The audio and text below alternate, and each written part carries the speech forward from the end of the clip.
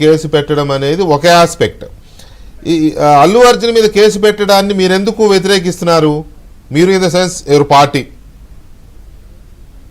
అల్లు అర్జున్ అంటే మా working president గారు చెప్తుంది ఏంటంటే, నేరుగా అల్లు అర్జున్ బాధ్యుడు కాదు అనే భావన ఉంది కాబట్టి ఆయనని ఇవాళ ఇంతకుముందు విక్రమ్ గారు చెప్పినట్లే 13 రోజుల తర్వాత హడావుడిగా అరెస్ట్ చేసి సరే రిమాండ్ చేశారు. రిమాండ్ చేసిన తర్వాత బెయిల్ దొరికింది.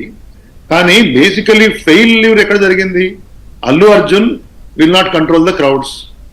అల్లు అర్జున్ కంట్రోల్ ఇన్ని వేల మంది రాండి అని చెప్పలేడు. వచ్చిన వాళ్ళని మీరు చెప్పలేడు. పోదు ముందు ఆయన మీద పడితే ఆయన ఉండడు కాబట్టి ఆయన సెక్యూరిటీ చూసుకుంటాడు. కానీ అక్కడ ముందే అక్కడ కన్సర్న్ ఎస్హెచ్ఓ కానీ కన్సర్న్ ఏసీపీ డీసీపీలకి కనీసం ఒక 10-15 వేల మంది క్రౌడ్ అక్కడ వస్తారని ఒక అంచనా ఉన్నప్పుడు వెదర్ యూ హ్యావ్ ఏమంటారు అప్లికేషన్ ఉంటే లేకుంటే కూడా their responsibilities to give security to the people. Common గా మీకు ఎక్కడన్నా కాంగ్రిగేషన్స్ అవుతాయి కూడా, క్రౌడ్ అయితే కూడా, సమ ఇష్యూ అయితే కూడా వాళ్ళ రెస్పాన్సిబిలిటీ కదా. మీరే థియేటర్ రేట్లు పెంచుకోవడానికి, టికెట్ రేట్లు పెంచుకోవడానికి అవకాశం ఇచ్చారు. ఎందుకు గిరాకీ లేకపోతే ఎవరండి రేట్లు పెంచుకునేది? సో బాగా వస్తారని తెలుసు కదా మీకు. తర్వాత హీరో గారు వస్తారు లేకపోతే పలానా వాళ్ళు వస్తారు అని చెప్పేసి ముందే ప్రచారం జరిగిందని, అప్లికేషన్ ఇచ్చారని, వద్దన్నారని ఇవన్నీ జరిగినాయి. End of the day hero అక్కడికి వచ్చారు. అక్కడ కన్సర్న్ పోలీస్, నేను ఆశ్చర్యపోయింది ఏంటంటే ఎందుకు సంబంధిత పోలీస్ అధికారి కానీ లేకపోతే సంబంధిత అడ్మినిస్ట్రేషన్ లో అక్కడ ఉన్నటువంటి వాళ్ళను ఎవరినైతే రెస్పాన్సిబుల్ చేయాలనో ఒక్కరిని కూడా వాళ్ళ గురించి ఎవరు మాట్లాడట్లేదు. ఎండ్ ఆఫ్ ద డే ఒక ప్రాణం పోయింది.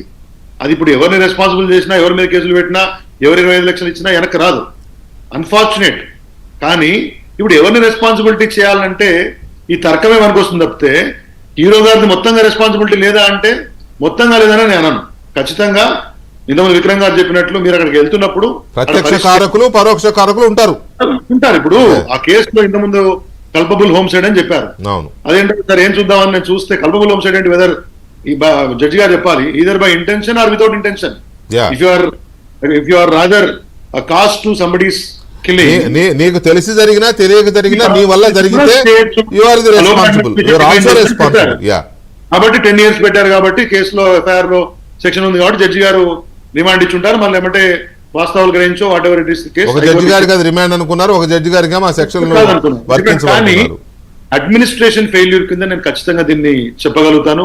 పోలీస్ అండ్ అడ్మినిస్ట్రేషన్ ఫెయిల్యూర్ ఖచ్చితంగా. హియరింగ్ ఆఫ్టర్ ఈ సంఘటన ద్వారా సెలబ్రిటీలు, సినిమా హీరోలు, ఎక్కువ క్రౌడ్ పుల్లింగ్ చేసేటువంటి శక్తి ఉన్నటువంటి వాళ్ళు